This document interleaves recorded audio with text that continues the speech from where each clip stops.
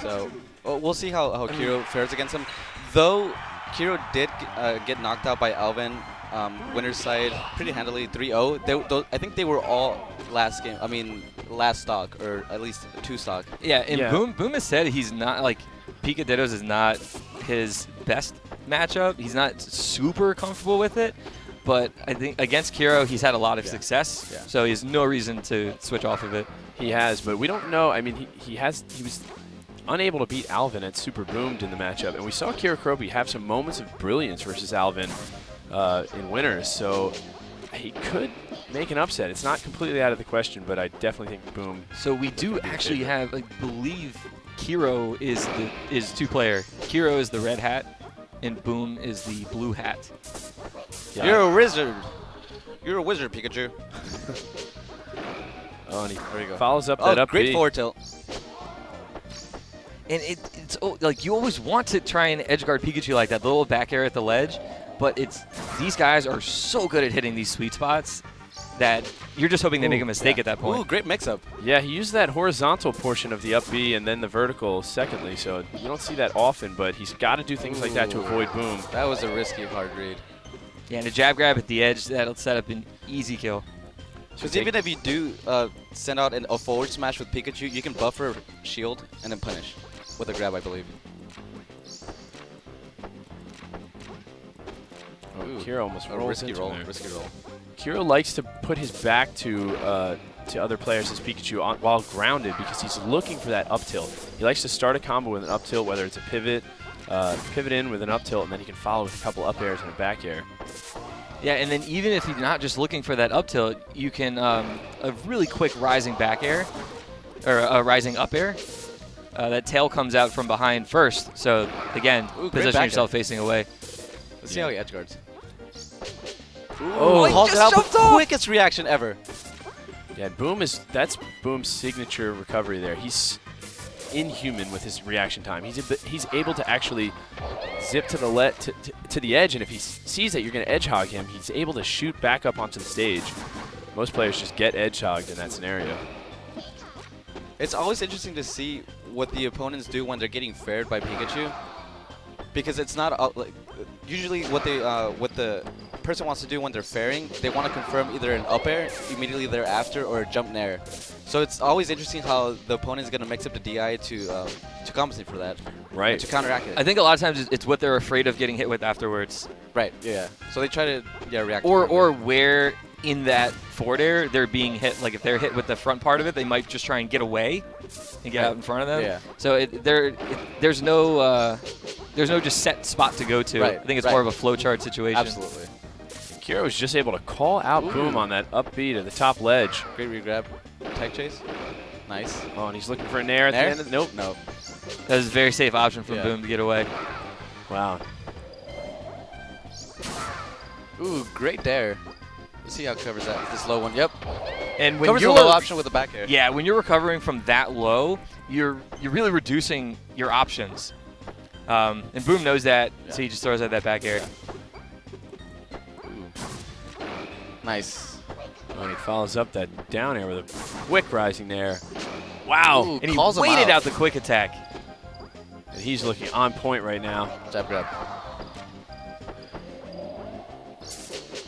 The Kero didn't Fair. opt to go as low that time. Gave him a few more options. Boom's still able to cover him, though. There's that DI you were talking about on that forward air. You see Kero DI's away, but Boom is so quick to follow up with a fast fall nair. And now we're looking at 4 stocks to 1 here. Kero with a mountain to climb here. And usually the first game is the one Boom has the most trouble with, so. Yeah, he said that many times, that he's just very bad at first games. Well, it looks like he's come out to play here today. I can't believe that up tilt didn't connect. I guess you can get under it. Nice. That was really great spacing by Kero. That pivot grab and back throw. And that's that defensive up air you were talking about as well. Re-grab. No up smash. And then one of the things you notice is folks like SuPeRbOoMfAn will opt for the sure and safe approach after a forward throw, like a raw forward throw on 0% Pikachu, as opposed to folks like Mariguas or like Dexter that will try to go for a hard read for an up smash, leading to a 0 to death combo. Yeah, I mean, Boom is confident in his neutral, that he knows he can get more hits. Absolutely, yeah. So So it's kind of like weighing your options, your specialties, Right. what you're best at. Right, and Mariguas is such a combo-heavy player that he really wants that so that he can finish off stocks that way. Kero getting some advice from his brother Stranded. Yeah, this is something that we talked about beforehand. Coaching is allowed, and between games during a set, you can have one player who you choose ahead of time, player or non-player, to be your coach, and they have 1 minute between games to discuss the game and see how they can make adjustments. And there's been a lot of controversy behind the coaching meta, so to speak. Absolutely. Yeah, But a lot of people feel like, oh, now I'm playing against two Yeah, people. I'm no longer playing against my opponent only. We're Yeah. not really determining who is the better player because there's a coaching aspect. There's that factor. But I think it advances the meta to a whole nother level, and it just makes for better competition. Yeah. I do as well, and I think that that's something that's going to happen between sets either way. You know, if you lose a set, you're going to go back and ask for advice. But you're just you're advancing it at a hyper speed. You know, you're between games, you're hearing a second point of view, and that's going to affect you this game, this next game of the set. Yeah. And then your opponent's going to have the same chance to And it's change. not like the coach is always right. That's true. Absolutely true. Yeah, it's just like, an opinion. Like Boom, I know Boom really trusts Jaime. That's his doubles partner for a long time now. And Boom, Boom says that Jaime carries that team. Yeah. As far as singles go, Boom's by far a better player. Of course. But Jaime, he definitely has advice for Boom, and who knows? Maybe it's something he overlooked, I mean, or maybe he's such a cerebral player, and he's so patient. So Yes. he can probably spot out, like, dude, you're overextending right here. You're getting a little too impatient. You need to calm down. Right. And Jaime has solid tech skill, but he's not known for that. Like, But he here we are sees the game. going into game 2. So here we go, just like we said. Yep. Goes for the safe option. And Kero, no tech on the plat. Is there any reason for that? I think one of the things he can do is do a get-up attack. yeah. It can be a mix-up. But I'm not even sure if it would work against an up air, seeing as how it's so disjointed. Yeah, but I believe that's the second time he tried that no tech on plat and just gets up aired. I think the no tech can throw off Yeah. your attacker's timing a little bit, because they're expecting that tech and they're used to that timing, like how long it takes for the invincibility frames to wear off and all that. So I think it can throw people off, but when it doesn't work, you look pretty silly. Yeah, Kero did a great job of avoiding getting hit on that recovery and then using that up B with that perfect ledge cancel. Ooh, zips actually right out of there. And that's what I was talking about, the rising up air. He just got Boom with it. And one of the things that I want to see, like, the meta advance to is adapting to those edge cancel zip zaps. Yes. It's just anticipating the zip zap, knowing that your player is good enough to get these, and adjusting accordingly. Putting out hitboxes where you're going to get that edge cancel, so to speak. Right. Yeah, or where you think they're going to go afterwards. A lot of the Pikachus now, especially after last year. They'll panic. Yeah. Panic a B. Or people go into kind of like a robot mode where they go through their Pikachu drills. Like hit this edge cancel, up B to another, up B to another. And if you show patterns like that, players like Boom will eat that up. I think we saw Dexter actually exhibiting some of that. He was just panic up being for a very long time against Yukon. Yeah, I remember that. Now, I don't know if this works to Kero's advantage to just like kind of slow it down on the ground like that. He might be a little bit more confident in this position. Well, he's not too far behind right now. No, he is one grab away. Great backer. Oh, and he puts that hitbox out a little early, really trying to cut off the angles early before Pikachu up B's out of there. The forward tilt. No Kero. Angled forward tilt. I think that's reaction. That is fine reaction. Yeah, and it's something Either that or a read. It's something you'll see a lot of high-level players do, and you really don't see it that much out of the high level. Are these forward tilts that people will throw out? Oh, another one. God. Oh, Gets him with the dare. KeroKeroppi what a with sequence these from tilts. Kero. Baby. And Kero might be able to take a lead here. Oh, And he he just goes to the does. forward I was smash. getting a little antsy with Wispy blowing. What a sequence. And that just after that first forward tilt, it all came from him I think using that- that forward tilt to avoid being hit. I think that's actually why Kero opted for the forward smash, because Wispy was blowing. And he knows if he just starts that forward smash, he's not going to get blown off. Right. But Boom, so quick to bring it back to 3 stocks apiece here. I mean, we have seen some great matches from these two, and this goes back to like SmashCon 2015 with the Triple Thunder. Yeah. I mean, these guys have been going back and forth for a while now. We've seen it for a whole year. Now, I think when I say we've seen going the back triple. and forth, I mean playing a lot. And Booms is winning him. Did you see what he just did there? mama. He ducked under that attack from Boom and then up tilts after the duck. And Boom was just furiously trying to DI through Kero to avoid all those up airs instead of DIing away to maybe have Kero miss one. Did not work. Kero was still able to connect all of them. Wow. But just like that, we're back to 2 stocks apiece. And here. we've seen a lot of these teeter cancel down tilts from Kero in the top 16. And Yeah, he's, we he's have. doing a lot of those. He dashes to the edge, teeter cancels, and down tilts. See, like I was saying, the no tech might be a mix-up. Boom knows, how, like, you're going to tech on this platform. It's going to take this long. I'm going to throw it in up air. Oh, and Kero wanted that ledge cancel on the side plat, on the inside portion of it. Great angle. angle. I think he saw Boom jump, so he opted to go for that sweet spot instead of trying to recover high. That was so pivotal, that jab grab. Kero down a game here with 1 stock left here in game 2 now. But a quick sequence there. Got Boom off stage. Oh, that was so close. Yeah, He almost whipped that edge guard. Yeah, I mean, I feel like Boom kind of missed that recovery. That was a very nice fast fall forward air. Oh, and The Boom- double. He misses. He gets a short pivot on that. It just stands there. I To don't the know what- face. Receives a donkey kick to the face. Not phased. Oh, and Ooh. Boom does not fast fall into that up air as Kero was Saw it expecting. Yeah. And that push off with the That's forward what we're air. talking about. I think you should have DI'd like far more away. Oh, Great Boom back reads air, it. Seals it. Yeah, I think he was shielding on the edge of that platform, and that forward air, Boom, with a heads-up play there to use a forward air, so that once he starts pushing Kero off, he's actually connecting with those hits. And like you said, he probably should have DI'd further away. Yeah. I'm not sure what he was thinking because he hardly DI'd that. I wonder what his game plan was. Either mean, that or he so was just I'm- taken off He guard. might have been some taken off guard, yeah. Yeah, and sometimes you can't make up your mind which way to DI. Yeah. Or you start going one way and then you try and go back the other way, but you don't have that much time to make that decision, so it ends up looking like you just didn't do anything. Yeah. And I like to think a no DI is kind of a mix-up sometimes, but Yeah, by no- doing that, you're just saying, here, hit me more times. yeah. Turn me into a training mode combo. But Kero, as soon as that game ended, I mean, he just started laughing. He knows he almost had that. Yeah, he had Boom on the ropes there, at least for a couple Mind stocks. you, I think this is the first time I've ever seen Kero, like, I don't know, seem like really happy and just laughing during a high-level set. He's usually really stoic. Yeah, Just, like, staying he's straight at the he's trying to screen. have fun. Like Yeah. this is it for Mind him. you guys, yeah. This is it for him. Yeah. A lot of people, they don't follow the scene very well, Right. or they don't know this. But Kero came out and said a couple weeks ago That's right. that he's quitting. Yeah, he's quitting competitive 64, switching to Melee. Yeah, and the main reason for that being that he has no one to play in 64 where he lives. It's too far of a drive, but sometimes when you make a decision like that, I think that it takes all of the pressure off and you can really relax and enjoy it. And that might be what we're seeing here. And he's still like laughing, and I don't know who he's talking to. He's maybe talking to himself now. All right. But he was so close. Those are the hard reasons that we're talking about that Dexter and Marigo's do. That shield stop and then adjust accordingly. And that would have worked against almost anybody, but Boom DI'd that into the stage, and it ruined the combo.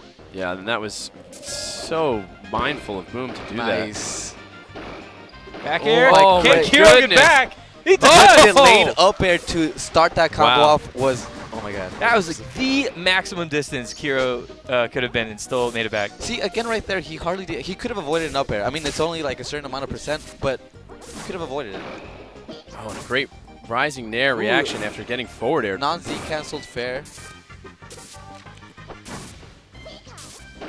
Ooh, call out. He tried calling out like a quick jump from Boom, didn't get it. But he really didn't get punished for that missed forward smash. You know, he was actually really close to the edge of the stage. Had he pivot forward smashed, maybe he could have landed it. Yeah, Boom just didn't jump immediately. Oh, really early back air. No jump here. Oh. Almost zipped right to him. Interesting up smash. Yeah, Kero, that little Nice call out, uncharacteristic. but no jab grab. Yeah, I was thinking, like, usually Boom will The do that. reverse back air. What Kero did on the top. Oh, no. Kero with a missed up B. Well, what Kero did on the top plat is usually something Boom does. He hesitates while you're in shield on a platform, but Boom will usually use a down air or a back air and pin you in shield. And that's a call out. That's a really hard call out when you're basically saying you're gonna stay in shield because you're respecting me this much, and I'm gonna call it out. Put out a hitbox, put your shield stun, confirm jab grab. Yep. And jab grab, there's only a few characters that can do this, but if you input jab and grab at virtually the same time, they come out. Is it within the same frame or with? I think it's within 3 frames. You cancel your jab. We just saw one from Boom. The jab and the grab come out at almost the exact same time, and it's a much safer grab. Yeah. The only way you can avoid those is like you're reacting within 3 frames, DIing away the jab to not get grabbed. Or you're just far enough away. Yeah, that's it. That the jab pushes you a little bit and the grab can't be confirmed. Here we go. There, another one, jab grab. Yeah. And this is what Jimmy Joe was talking about. He gets those confirmed. He basically knows his opponent is And going to stay in Kero shield. made it Oh, underneath another that reverse up tilt. Great mix-up. Yeah, and Kero's down to stock here, though. Ooh, that reverse fair, I don't know if it was intentional. That covered a couple of options, actually. I don't know if he wanted the up air or an up smash there. One of the things about up air on shield, it doesn't have that much shield stun, so more than often the opponent can do an out of shield option.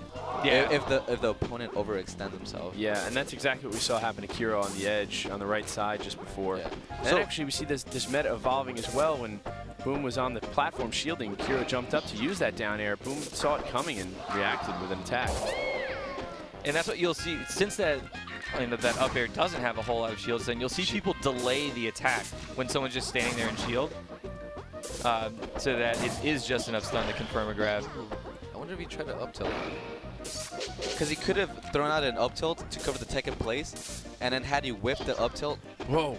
he could have confirmed with the grab had he teched in. Ooh, see, that time he tried to call out the sting. Ooh!